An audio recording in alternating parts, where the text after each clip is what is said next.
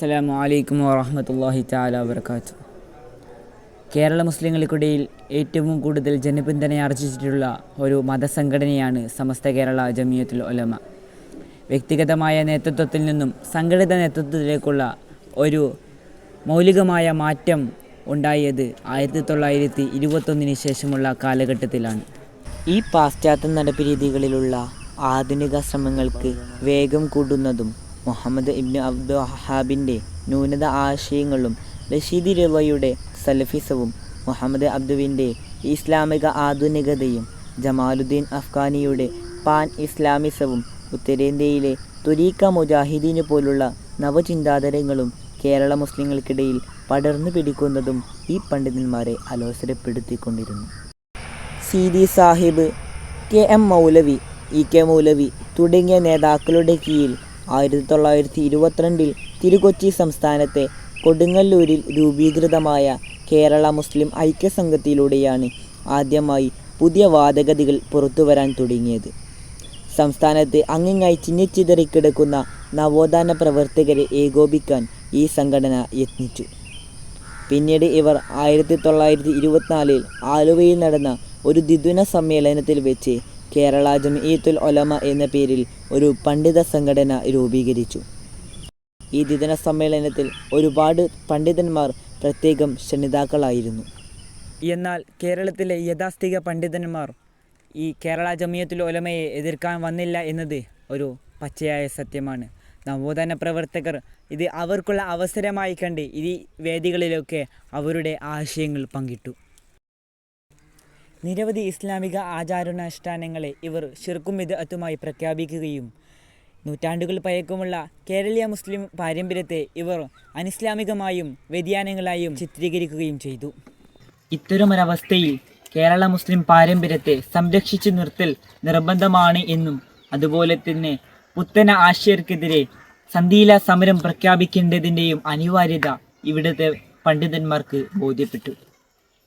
ഇസ്ലാമിൻ്റെ തനതായ രൂപത്തെ സംരക്ഷിച്ചു നിർത്താൻ ഒരു സംഘശക്തി രൂപീകരിക്കുന്നതിൻ്റെ ഭാഗമായി മൗലാന പാങ്ങിൽ അഹമ്മദ് കുട്ടി മുസ്ലിയാരും ചില പണ്ഡിതന്മാരും പ്രമുഖ പണ്ഡിതനും സൂഫി ഷെയ്ഖുമായിരുന്ന മൗലാന വരക്കൽ മുല്ലക്കോയ തങ്ങളുടെ അടുക്കൽ പോയി ചർച്ച ചെയ്തു.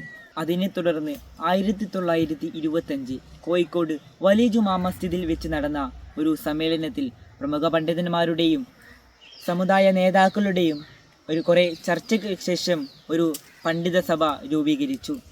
കെ.പി. മുഹമ്മദ് മീറാൻ മുസ്ലിയാർ, പാറോൽ കുഞ്ഞഹമ്മദ് മുസ്ലിയാർ എന്നിവർ സംഘടനയുടെ പ്രസിഡന്റ് സെക്രട്ടറിമാരായി തിരഞ്ഞെടുക്കപ്പെട്ടു. പിന്നീട് ഒരു വർഷത്തിനു ശേഷം 1926 ജൂൺ 26 കോഴിക്കോട് വെച്ച് ഒരു വലിയ സമ്മേളനം നടന്നു. ഇതിന് നേതൃത്വം കൊടുത്തത് സയ്യിദ് ഷിഹാബുദ്ദീൻ കുഞ്ഞുകോയ തങ്ങളായിരുന്നു. നിലവിലുണ്ടായിരുന്ന പണ്ഡിത സഭ പുനർസംഘടിപ്പിക്കുകയും സമസ്ത കേരള ജമിയത്തുൽ ഉലമ എന്ന പേരിൽ ആവിഷ്കരിക്കുകയും ചെയ്തു. വരക്കൽ മുല്ലക്കോയ തങ്ങൾ പ്രഥമ പ്രസിഡന്റായി നാമനിർദ്ദേശം ചെയ്തു. നിർവാഹക സമിതിയടക്കമുള്ള പരമോന്നത ഭരണഘടനാ സമിതിയാണ് മുഷാവറ.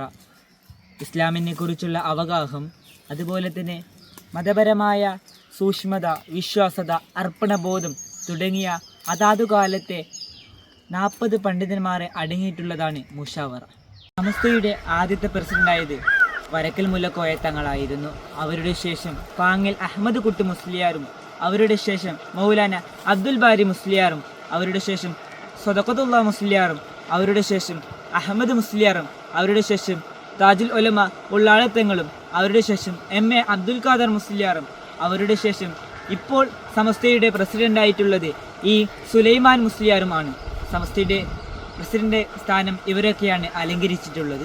സമസ്തയുടെ ഭരണഘടന അനുസരിച്ച് സംഘടനയുടെ പ്രധാനപ്പെട്ട ലക്ഷ്യങ്ങൾ ഇവയൊക്കെയാണ്. അഹ്ലുസുന്നത്തി വൽ ജമാഅത്തിന്റെ യഥാർത്ഥ ആശയങ്ങൾക്കനുസരിച്ച് ഇസ്ലാമിക വിശ്വാസത്തെയും ആചാരാനുഷ്ഠാനങ്ങളെയും പ്രവർത്തിക്കുകയും അത് പ്രചരിപ്പിക്കുകയും ചെയ്യുക. അഹ്ലുസുന്നത്തി വൽ ജമാഅത്തിനെതിരെ പ്രവർത്തിക്കുന്ന കുപ്രചാരണങ്ങളെയും നിയമാനുസൃതമായി എതിർക്കുകയും ചെയ്യുക. മുസ്ലിം സമുദായത്തിന്റെ അവകാശ സംരക്ഷണത്തിനായി നിലകൊള്ളുക. മതവിദ്യാഭ്യാസത്തിന് ഊന്നൽ കൊടുക്കുകയും മതവിദ്യാഭ്യാസത്തോട് കൈകോർത്തു പോകുന്ന മതേതര വിദ്യാഭ്യാസങ്ങൾക്ക് ഊന്നൽ കൊടുക്കുകയും അതിനായി ആവശ്യമായത് ചെയ്തു കൊടുക്കുകയും ചെയ്യുക. അന്ധവിശ്വാസങ്ങൾ, അരാജകത്വം, അധാർമികത, അനീക്കം എന്നിവ തുടച്ചു നീക്കി മൊത്തത്തിൽ മുസ്ലിം സമുദായത്തിന്റെ ക്ഷേമത്തിനും ഉന്നമനത്തിനുമായി പ്രവർത്തിക്കുക. സംസ്ഥയുടെ ഭൂരിഭാഗം നേതാക്കളും പ്രസിദ്ധമായ ഏതെങ്കിലും സൂഫി തരീഖുകളുടെ ശൈഖുമാരോ അല്ലെങ്കിൽ മുരീദുമാരോ ആയിരുന്നു. സംസ്ഥാനത്ത് പലപ്പോഴായി പൊട്ടിമുളച്ച വ്യാജ ത്വരീഖുകളുടെ തനിനിറം തൊലിയിരിഞ്ഞ് പുറത്തു കാട്ടാൻ സമസ്ത ഒരിക്കലും തന്നെ മടി കാണിച്ചില്ല. ഒരുപാട് നേട്ടങ്ങൾ കൊയ്ത ഒരു സംഘടനയാണ് സമസ്ത എന്നുള്ളത്. സമസ്തയുടെ നേട്ടങ്ങൾ എണ്ണിയാൽ ഒതുങ്ങാത്ത അത്രയുമുണ്ട്. സമസ്തയുടെ ഒരു വാർഷികം വടകരയിൽ വെച്ച് നടക്കുമ്പോൾ 27 വയസ്സുള്ള ഒരു ചെറുപ്പക്കാരൻ സമസ്തയുടെ പണ്ഡിതന്മാരുടെ മുമ്പിൽ ഒരു അഭ്യർത്ഥന വെച്ചു. മുസ്ലിം ഉമ്മത്തിന് ഭൗതിക പഠനം നടക്കുമ്പോൾ തന്നെ ഇസ്ലാമിക പഠന രംഗത്ത് ഒരു പാഠ്യപദ്ധതി അനുസരിച്ച് നമുക്ക് വിദ്യാഭ്യാസം നടത്തണമെന്ന്.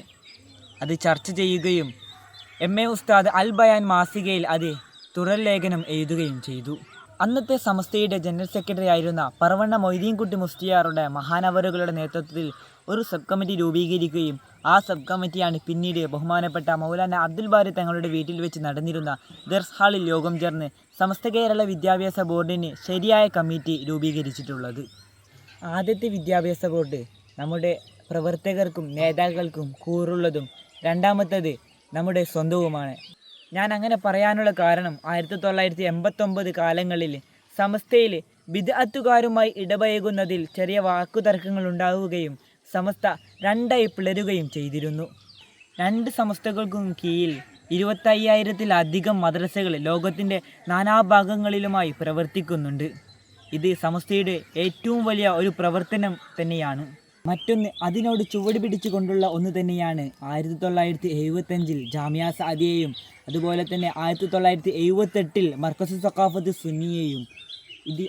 അതിനുശേഷം ആ മാതാപിതാക്കളുടെ സന്താനങ്ങളായി എണ്ണിയാൽ ഒതുങ്ങാത്തത്ര സ്ഥാപനങ്ങൾ ഇന്ന് ലോകത്തിൻ്റെ വിവിധ ഭാഗങ്ങളിൽ നിലകൊള്ളുന്നുണ്ട്.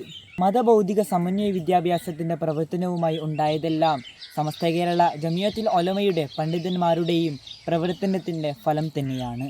1954 താനൂരിൽ നടന്ന സമ്മേളനത്തിൽ നമ്മുടെ യുവസമൂഹത്തെ വളരെ നല്ല പാതയിൽ നടത്തിക്കേണ്ടതും അധാർമികതകളൊന്നും വരാതെ അവരെ സംസ്കരിക്കേണ്ടതും പണ്ഡിതന്മാർ കൊടുക്കുന്ന നിർദ്ദേശങ്ങളനുസരിച്ച് പ്രവർത്തനം നടത്തി സമൂഹത്തെ സംസ്കരിക്കാനും നല്ല ഒരു മേഖല ഉണ്ടാക്കാനും ഉദ്ദേശിച്ചുകൊണ്ട് ഒരു യുവസമൂഹത്തിന് നേതൃത്വം നൽകാൻ ചിന്തിക്കുകയും ആ ചിന്തിച്ച ചർച്ച 1954 താനൂറിൽ നടന്നതിന് ശേഷം കോഴിക്കോട് ജിഫ്രി ഹൗസിനടുക്കിലുള്ള മദ്രസയിൽ യോഗം ചേരുകയും അവിടെ വെച്ച് ആദ്യമായി സുന്നി യുവജന സംഘം രൂപീകരിക്കുകയും ചെയ്തു.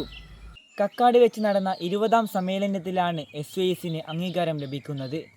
SYSന് കീഴിലാണ് മറ്റുള്ളതൊക്കെ പിന്നീട് നടന്നത്. Poonthavanam Abdulla Musliyar, KV Muhammad Musliyar, MM Basheer Musliyar, Panakkad PMSA പൂക്കോയത്തങ്ങൾ, Chappanangadi ബാപ്പ മുസ്ലിയാർ, EK ഹസൻ മുസ്ലിയാർ തുടങ്ങിയവർ നേതൃരംഗത്ത് ഇരുന്നിട്ടുണ്ട്. ശേഷം പൊന്മള അബ്ദുൽ ഖാദർ മുസ്ലിയാറും C മുഹമ്മദ് ഫൈസി ഉസ്താദും ഇവരൊക്കെയാണ്. സമസ്ത കേരള ഇസ്ലാമിക വിദ്യാഭ്യാസ ബോർഡ് പറവണ്ണ മൊയ്തീൻകുട്ടി മുസ്ലിയാരും അവരുടെ ശേഷം ഐനിക്കാട് ഇബ്രാഹിം മുസ്ലിയാറും അവരുടെ ശേഷം പാണ്ഡ്യമ്പലം അബ്ദുറഹ്മാൻ മുസ്ലിയാറും അവരുടെ ശേഷം താജുൽ ഉലമ ഉള്ളാളത്തങ്ങളും ഒക്കെയാണ് അതിൻ്റെ നേതൃരംഗം അലങ്കരിച്ചിട്ടുള്ളത്. പിൽക്കാലത്ത് ആ പ്രവർത്തനങ്ങൾക്ക് ശേഷം SKIVB അഥവാ സമസ്ത കേരള ഇസ്ലാമിക വിദ്യാഭ്യാസ ബോർഡ് നേരത്തെ സ്ഥാപിക്കപ്പെട്ട ബോർഡ്, ആ ബോർഡിൽ നിന്നും ഒരു സഹകരണവും ലഭിക്കാതെ അതിൻ്റെ പുസ്തകങ്ങൾ പോലും നമ്മുടെ വിദ്യാർത്ഥികൾക്ക് പഠിക്കാനോ പഠിപ്പിക്കാനോ പാടില്ല എന്ന ഒരു അവസ്ഥ വിഷയം ഉണ്ടാവുകയും ചെയ്തപ്പോൾ സധൈര്യം SKSVB അഥവാ സമസ്ത കേരള സുന്നി വിദ്യാഭ്യാസ ബോർഡ് രൂപീകരിക്കുകയും ചെയ്തു. ഇതിൻ്റെ കീഴിൽ വളരെ ശാസ്ത്രീയപരമായ പുസ്തകങ്ങളാണ് പുറത്തിറക്കിയപ്പോൾ മഹാനായ ശംസുൽ ഉലമ EK അബൂബക്കർ മുസ്ലിയാർ മസ്ലഹത്തിന് വേണ്ടി സംസാരിക്കുമ്പോൾ മസ്ലഹത്താകാം വിദ്യാഭ്യാസ ബോർഡ് സമസ്ത കേരള ഇസ്ലാമിക വിദ്യാഭ്യാസ ബോർഡ് തന്നെ മതി, പക്ഷേ പുസ്തകം സമസ്ത കേരള സുന്നി വിദ്യാഭ്യാസ ബോർഡിൻ്റേതും ആകാം എന്ന് പറഞ്ഞിട്ടുണ്ട്. അത്രക്കും ശാസ്ത്രീയപരമായ പുസ്തകങ്ങളാണ് നമ്മുടെ സമസ്ത കേരള സുന്നി വിദ്യാഭ്യാസ ബോർഡിൻ്റേത്. ചെറുപ്പക്കാരായ വിദ്യാർത്ഥികളെ സുന്നത്ത് ജമാഅത്തിൽ അടിയുറപ്പിച്ച് നിർത്താനും മതവിദ്യാർത്ഥികളും ഭൗതിക വിദ്യാർത്ഥികളും തമ്മിൽ അകൽച്ച ഇല്ലാതിരിക്കാനും വേണ്ടി വളരെ ആസൂത്രിതമായി പട്ടിക്കാട് ജാമിയ നൂരിയ അറബിക് കോളേജിൽ അന്നത്തെ ജനറൽ സെക്രട്ടറി ആയിരുന്ന EK അബൂബക്കർ മുസ്ലിയാറുടെ നേതൃത്വത്തിൽ 1923 ഏപ്രിൽ 29 രൂപീകരിക്കപ്പെട്ട ഒരു സംഘടനയാണ് സുന്നി സ്റ്റുഡൻറ് ഫെഡറേഷൻ അഥവാ SSF എന്നുള്ളത്. സമസ്തയുടെ പണ്ഡിതന്മാർ അന്ന് ആഗ്രഹിച്ചതുപോലെ തന്നെയാണ് ഇന്ന് സമസ്ത നിലകൊള്ളുന്നത്.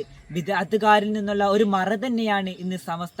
വിദഅത്തുകാരെ തുരത്തി ഓടിക്കാൻ ഇന്ന് സമസ്തക്ക് കഴിഞ്ഞിട്ടുണ്ട്. ആ സമസ്തയുടെ 100ാം വാർഷികമാണ് 2026 ജൂൺ 26 നടക്കാൻ പോകുന്നത്.